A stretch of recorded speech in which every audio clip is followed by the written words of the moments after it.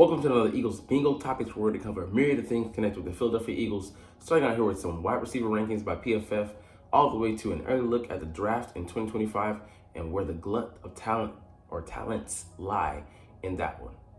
What's up, it's your boy Cintron, coming back at you with another analysis video to kid you not, that's the real name. First up here, PFF's wide receiver rankings, top 32 ahead of the 2024 NFL season. So we're going to look at some guys that we faced last year, as well as the guys we will face in our own receivers and my pontifications on how we should approach that, because I understand if it's not broke, don't fix it, but I do have some amends we could make.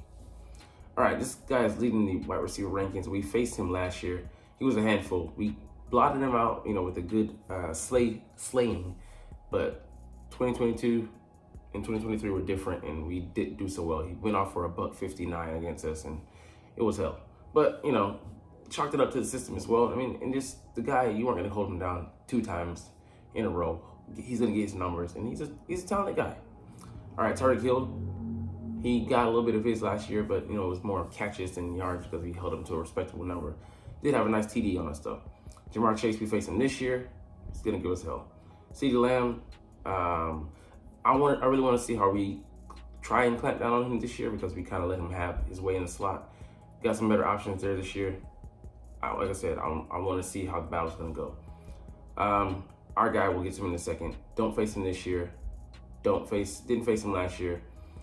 We faced him last year. He was doing some work on us, running some good routes, but they didn't really need to do too much. But he was too much for us last year. Cooper Kupp, we shut him down, but he was also coming off, injury and dealing with some things. Still, one of the best receivers in the league.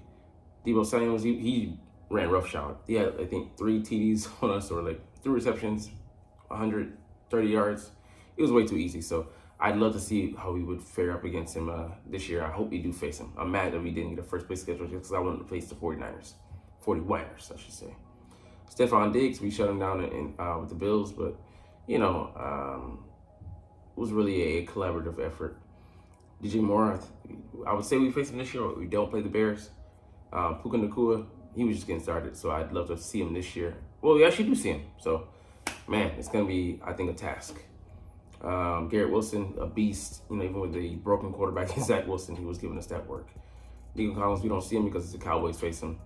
That's our guy. On the downside, but he's still a challenge on some plays. Terry McLaurin, just consistent regardless of the quarterback, so he just gives you problems. Amari Cooper, glad he's outside of our division. Used to be hell facing him. Just say such a pristine, guy. And I enter my TikTok. Mike Evans, we were lucky we didn't face him last time, and not in the playoffs, but the scheme went out that time, but he's still a beast. Record of 1,000-yard seasons to begin a career. We don't face him this year. Face his team last year, he would have given us hell. He would have made it a lot worse.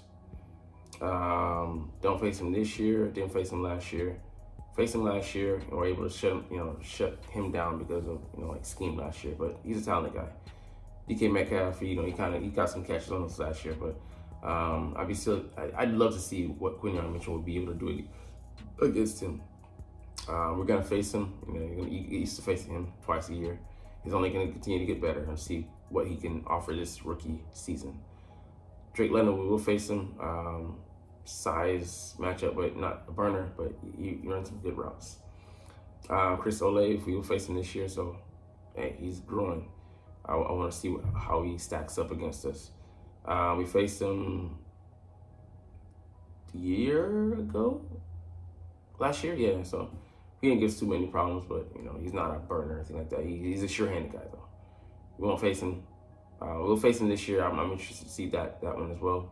Faced him last year, but he was still coming off of that, rebuilding that quickness off of that ACL injury. But he's still a threat.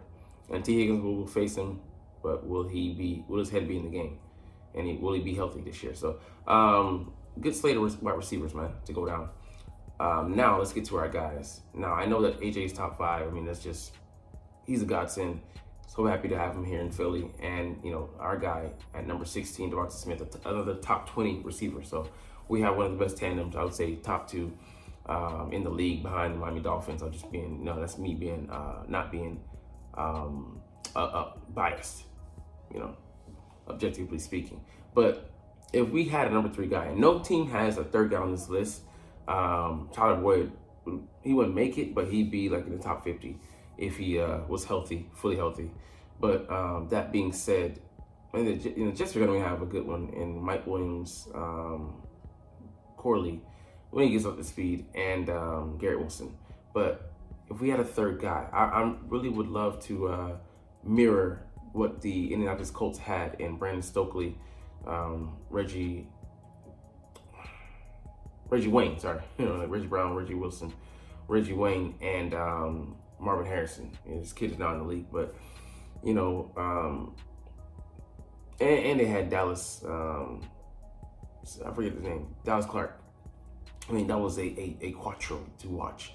But if we had an offense like that, we'd be unstoppable. So having a 3rd guy that Jalen trusts, to a minor degree, I don't expect any of the guys we have on the roster now to be a game breaker. But who knows what Nian Smith could be moving forward. But I'd love to see us field a team like that, and then having Saquon Barkley, it would be the ultimate offense. We're already close to having that with Saquon in the fold and those receivers and a tight end like that. So, O-line, that's just stellar. So, having a weapon, and then if we get a tight end too, it's a wrap. It's a wrap. How you can defend that offense?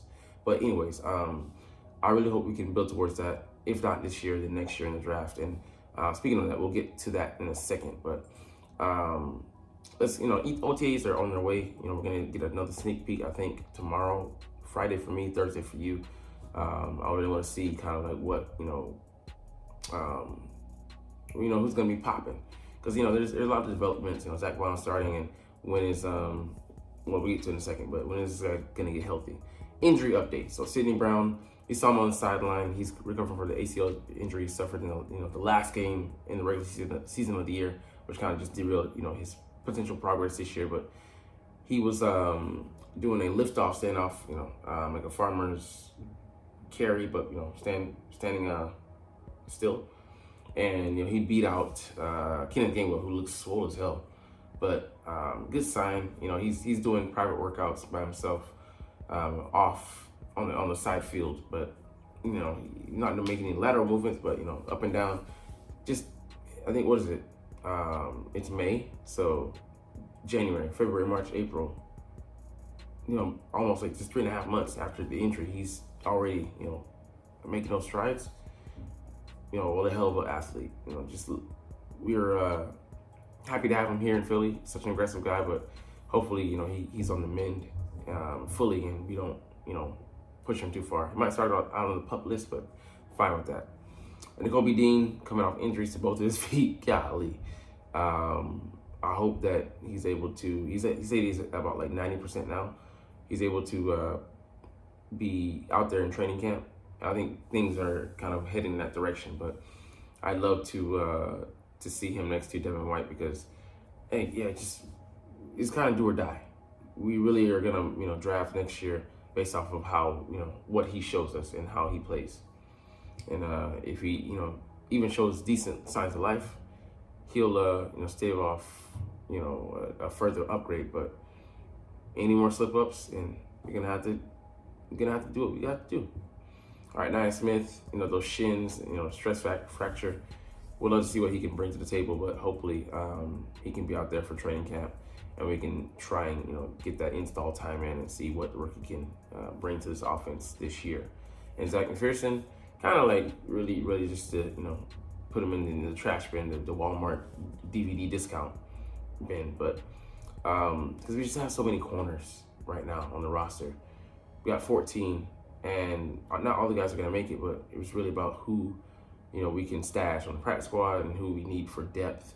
And I just don't see him making the list right now. So kind of telling on another video, but you're not even watching them, so it's all good.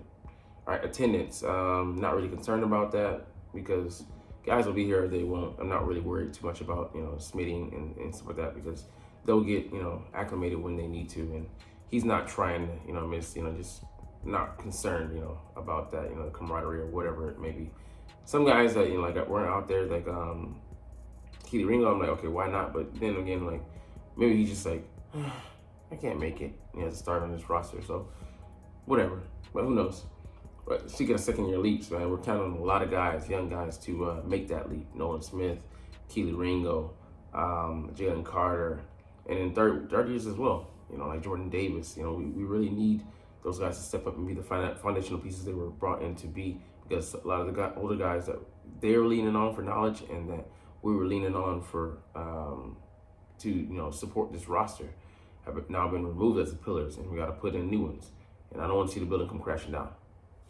All right, the unexpected long shots, you know, there's got to be one, but I'm not interested in those stories right now, because I would say my guy would be Ben Van Sumeren, BVS, but we'll see if he's full of BS or not.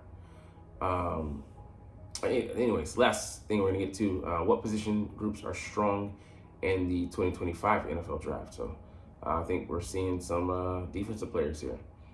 All right, we see quarterback, running back, receiver, edge, and interior defensive lineman. So we could potentially use some IDLs, because we're going to have,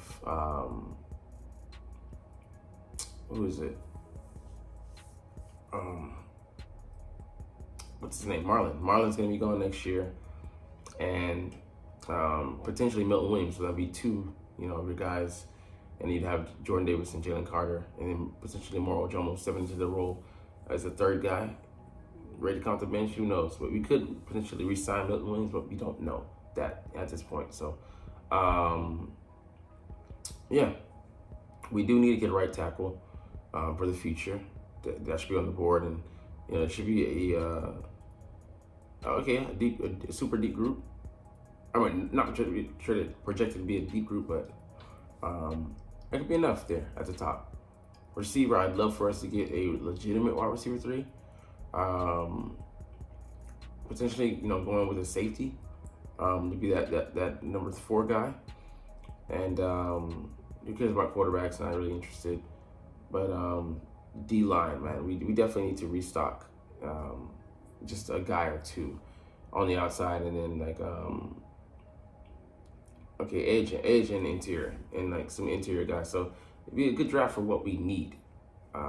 Tight end, we need a guy, but we need a dual threat guy, and we need to maybe bring in a replacement for Dallas Goedert, but we'll get into that later. But anyways, you're not even watching though, but we're gonna end the video here. But hey, like I said, your eyes are elsewhere. So, but I love talking about the Eagles, and I love making these videos. So we'll chunk the deuces officially, but as always, it's fly, Eagles, fly, and let's motherfucking go. Like, comment, share, subscribe. Thanks for watching. Check me out at Cintron Anime, Cintron Life, or Cintron Laughs, or other social media.